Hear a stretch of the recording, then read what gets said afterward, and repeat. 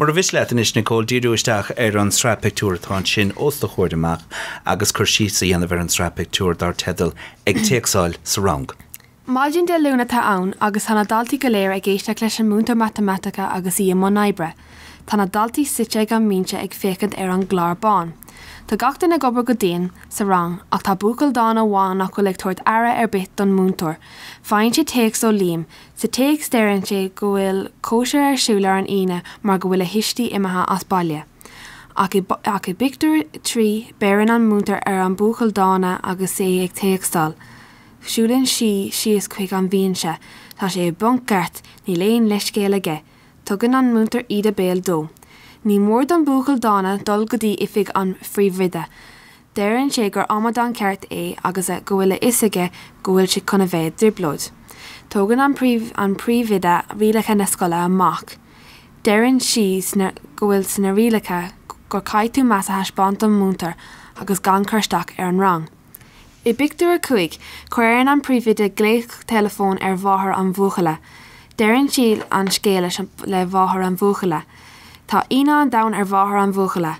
Ní chuireann si go ndeanach a bhuachail rud éige mar seo, agus deireann si leis an phríomhide go dteochaigh si isteach cinnte. Sa pictiúr deireannach tá an phríomhide an bhuachail agus máthair an bhuachaile. Déanann an phríomhide tagart donna rialacha agus deireann si nar haisbáin sé dá sheampla don rang agus ní léon ráhacha ach é a chuir fionraí.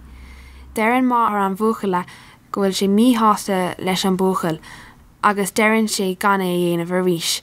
Gabhann an bhuachail leis an phríomhide agus deireann sé go bhfuil brón an dain air. Anna bhá Nicole, inis bhfuil éon chéiste go le choramsa i dtéobh na sraithe? Sa chéad fictar cadtá an bhúntar á bhúna. Tá sí sa chéad fictiúr tá an múntar ag múna matematica. Sa trí fictar cén cumas atá an bhúntar? Tá cumán nach chrusta an múntar tá sí mítheasta. Cé atá an phríomhide ag gléach sa chuige fictar? Sa chuige fictiúr tá an phríomhide ag gléach bháthair an bhuachaile. Sa tarna fictiúr, cén tainnim atá scáileán an fón fóca in sa tarna fictiúr? An tainnim atá an scáileán ná líam. Líam. Má go leor so sé líama a cheol an téacs. In sa fictiúr deirnach cá bhfuil an fón póca? Tá an fón póca an mórd. Measú an bhaid sé reise? Beidir cúpla seachtainú go dtéigean. Go má.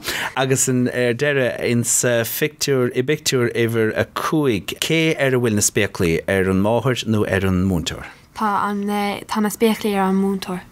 Nicole ní chasaigh an sin ag sí chuir síos an sraitheanna pictiúr dar teideal ag Téacsáil sa rang.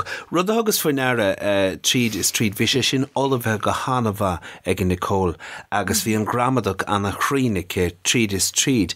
Go dtí gur tháinig si go dtí an cheist, thugta faoin aire go a tharlann sin nuair chuir sí an cheist i dtéobh an chéad fictiúr dúirt si. Sa chéad fictiúr cad atá an múntar ag múna. Tá bailach níos déise chun éis an rán nach chuileáin. Tá bailach í bhád níos déise cad tá á bhúna ag an múntar. Ag an múntar. Inis agus is cóir smuoineh nuair tá tú agallamh na pictiúr se, nuair tá agallamh an cur síos a dhéanatúir na pictiúrí se.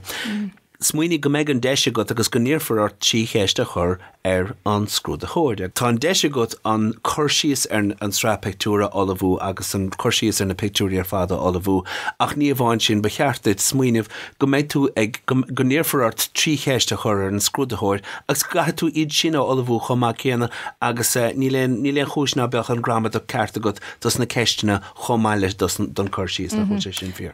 Tá ní leisceil be lei sin agus tuigeann gachdáilta go bhfuil deithmarc tá firéisce ar fáil sna ceisna sin. Donna ceisna sin. Be mé a caiintear an céim bharcáil ar ball.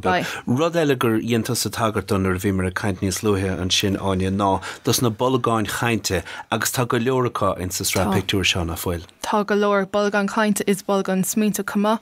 Tá siad sna pictiúr sin chun nudna chuirt in na scoláirí, is féidir le fécant orthú agus iad a chur le chéile chun an scéal a chur núil don scrúdú béil.